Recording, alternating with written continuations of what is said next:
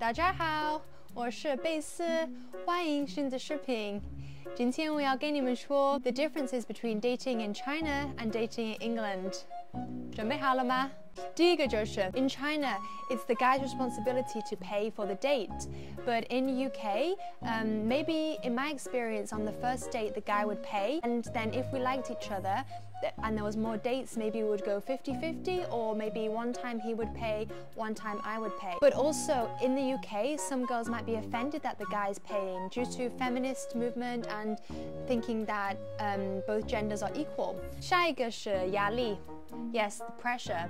In UK, dating can be quite free and casual, and you can date as many people as you want. It's quite normal. But in China, I know that usually you just date one person, and maybe if the girl or the guy found out the other person was dating another person, they would be angry. But yeah, in the UK, it's quite common to date whoever you like at the same time. Also, if you're not married before age 30, maybe you'll get so much pressure from family in China. So maybe people choose to marry for life convenience rather than true love. But in the UK, it's very normal to date for years and maybe have a child, and then you can marry later. But I know in China, you should be married first and then have a child. Due to the big pressure and parental involvement in China, there is marriage markets here. When I first moved to China and found out about marriage markets, I thought it was so interesting and so bizarre. So I went there and I saw different umbrellas with information about the son, like his job, his salary, just many different facts about him. And yeah, the parents were just responsible for finding him a partner. When I went to this marriage market, a guy who was around 40 years old was hitting on me, asking for my WeChat and sending me messages like, I want to take you out.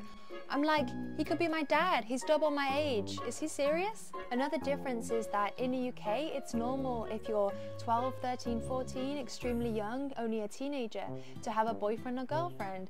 For example, when I was around 13 years old, I had one of my first boyfriends and invited him over to my house, and my mum was okay with that, and they just talked and it was fine. But I know in China, parents are just study, study, study, 学习, 学习, 学习. So before 18, if you mention a boyfriend or girlfriend, your parents will tell you to focus on study. But yes, the opposite in the UK. Parents support and ask questions about teenagers' boyfriends.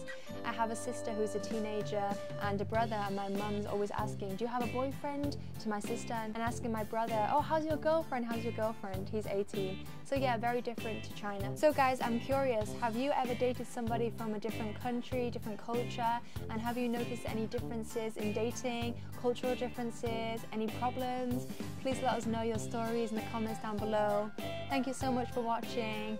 谢谢大家，下次见，拜拜。记得关注我，谢谢。